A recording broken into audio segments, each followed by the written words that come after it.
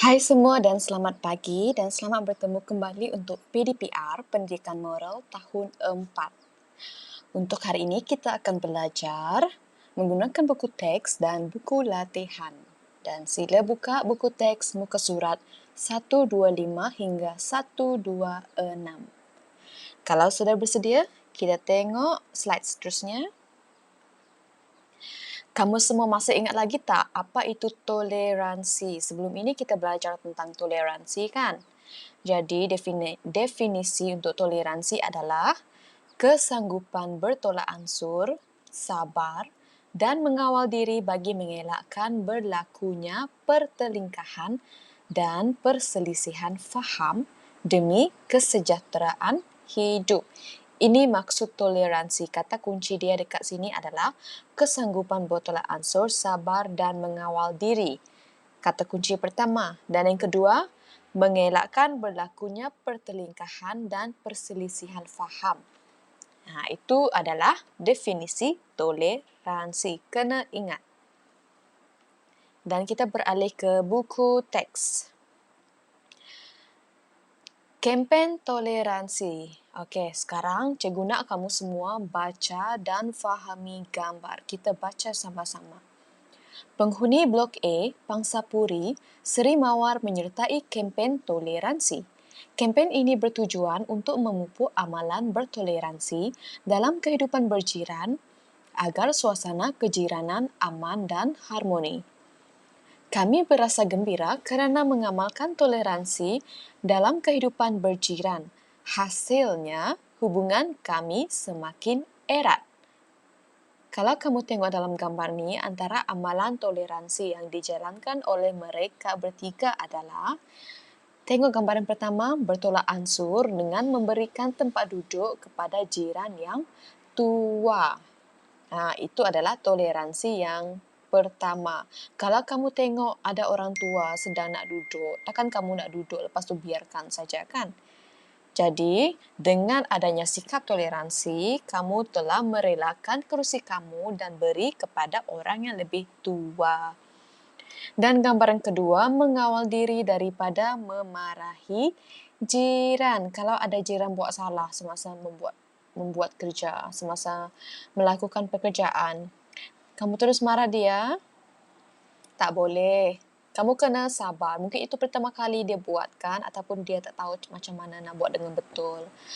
Sebaliknya, kamu tolong dia supaya pekerjaan itu dapat dilaksanakan dengan betul dan cepat siap.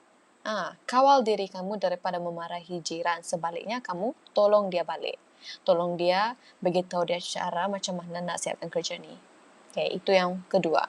Dan ketiga, bersabar dengan kerenah jiran. Itu yang ketiga lah, bersabar dengan kerenah jiran yang mungkin mereka suka karaoke kah? Memanggang kah? Bising-bising? Kalau sebulan sekali tu tak apa, tapi kalau setiap hari tu bolehlah laporkan kepada pihak yang berwajib, pihak atasan supaya bising itu tidak berlaku lagi setiap hari. Kalau setiap hari. Tapi kalau sekali-sekala tu mungkin kita boleh bagi peluang untuk mereka bergembira sekejap kan. Sekarang kita nak tengok soalan kepada petikan itu tadi. Yang pertama, jelaskan cara kamu bertoleransi dalam kehidupan berjiran. Yang pertama, memberikan tempat duduk kepada jiran yang tua. Dan kedua, mengawal diri daripada memarahi jiran. Ketiga, bersabar dengan kerenah jiran. Jawapan ini kamu boleh ambil daripada buku teks itu tadi. Dan yang kedua, jiran yang tidak bertoleransi akan mendatangkan pelbagai kesan buruk. Apakah yang sepatutnya kamu lakukan untuk mengatasi masalah tersebut? Jawapan yang cikgu bagi dekat sini adalah memberi teguran atau amaran kepada jiran yang tidak mengamalkan toleransi.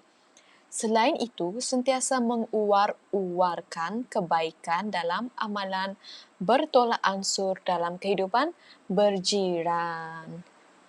Ini yang patut kamu lakukan agar masalah jiran yang tidak bertoleransi itu dapat diatasi. Kamu kena tegur atau beri nasihat kepada dia bahawa pentingnya kita hidup bertoleransi kalau nak hidup aman lebih lama. Okey, boleh buat latihan ni dalam buku latihan kamu.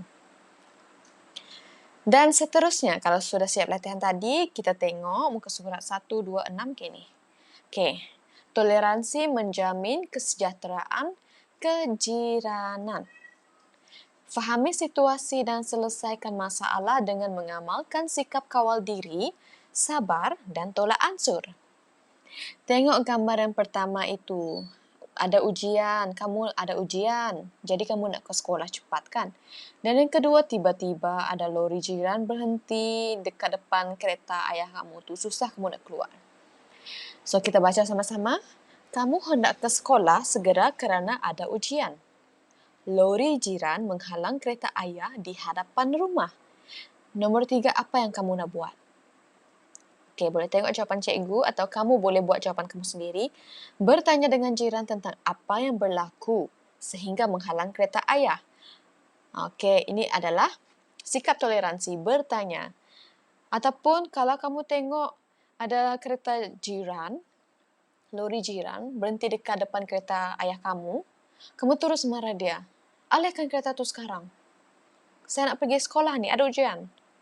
Itu adalah bukan sikap toleransi sebab kamu tidak mengawal kemarahan kamu atau tidak mengalami sifat kesabaran itu. Jadi apa yang sesuai adalah bertanya dahulu sebelum kamu marah. Mana tahu ada alasan dia kan? Kita tak boleh marah-marah terus. Kita kena tanya dulu. Kadang-kadang kalau kita marah terus, sekali tiba-tiba dia ada alasan dia yang tersendiri sehingga kamu pun rasa bersalah. Kamu sendiri akan malu. Jadi sebaiknya kita bertanya dulu. Dan seterusnya jiran memberitahu bahawa lorinya rosak. Okey, dan seterusnya meminta pertolongan jiran yang lain supaya bersama-sama mengalihkan lori sementara menunggu kereta towing. Kereta towing ni lori towing lah yang tolong membawa kereta ini ke workshop, ke bengkel kereta sebab kereta rosak kan. Itu maksud lori towing tu. Okey, akhirnya barulah kamu sampai di sekolah sebelum ujian bermula. Itu sahaja. Dan kamu buat latihan ni seperti biasa dalam buku latihan. Boleh pause video ni dulu. Dan yang kedua, soalan dia. Kamu mendapati segelintir jiran tidak mempunyai kesedaran toleransi dalam kehidupan berjiran. Apakah tindakan kamu? Menegur dan menasihati mereka bahawa pentingnya sikap bertoleransi dalam kehidupan berjiran untuk mengekalkan keamanan. Nombor 2, secara berkumpulan bincangkan kepentingan kamu mengamalkan sikap bertoleransi untuk menyelesaikan masalah. Okey, sekarang ni cikgu nak kamu fikir, bincangkan kepentingan kamu untuk mengamalkan sikap toleransi ni. Kenapa kamu mesti amalkan toleransi ni? Kenapa mesti buat? Bagi menyelesaikan masalah. Apakah kepentingan dia? Jadi melalui jawapan cikgu di sini adalah melalui sikap toleransi kita akan dapat mengawal sikap marah dan mengajar kita untuk bersabar dan mengalah demi kepentingan bersama. Bersama, bukan kamu seorang, bukan dia seorang. Bersama.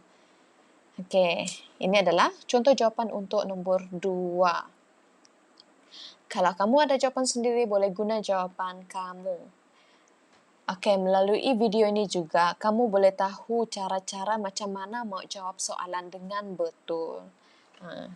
Okey? Boleh pause video dan buat latihan ini.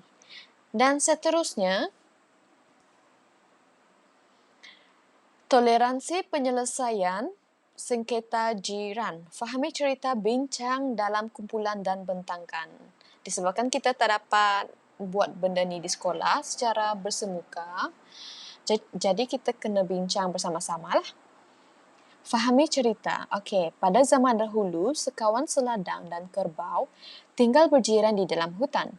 Mereka selalu bertengkar dan bergaduh kerana berebut kawasan rumput yang subur. Kehidupan kejiranan mereka tidak aman. Pada suatu hari, ketua seladang berbincang dengan ketua kerbau.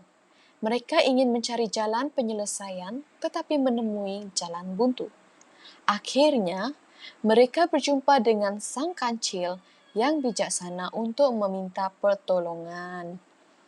Andaikan kamu ialah sang kancil, bagaimanakah kamu dapat menyelesaikan masalah kejiranan seladang dan kerbau dengan mengamalkan sikap toleransi? Okey, kalau kamu sang kancil, apa yang kamu buat supaya masalah antara kejiranan ni dapat diselesaikan dengan toleransi ini?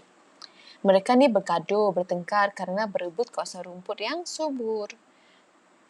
Jadi, apa yang perlu kamu buat agar toleransi ini dapat membantu kamu untuk mengelakkan pertelingkahan ni? Apa yang akan kamu buat? Mungkin kamu boleh cakap bahawa mereka boleh berbagi-bagi. Contohnya hari ini kumpulan kamu, hari kedua kumpulan kamu. Mungkin boleh begitu supaya tidak berebutlah. Okey? Dan kamu boleh cadangkan yang lain juga, cara lain di dalam buku kamu. Okey, seterusnya untuk jawapan soalan di bawah. Soalan di bawah tu, yang biru tu, jawapan dia ada dekat kotak putih ni.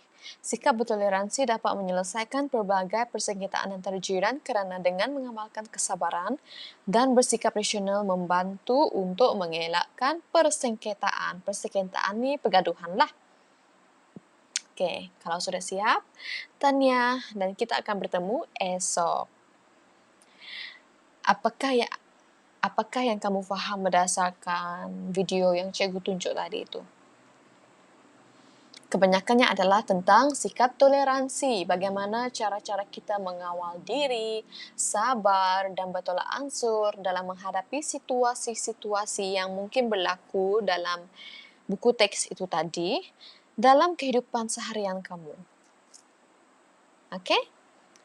Sebab itu pentingnya kamu mengamalkan sikap toleransi dan cikgu harap semua dapat mengamalkan sikap toleransi di mana sahaja kamu berada. Jumpa lagi.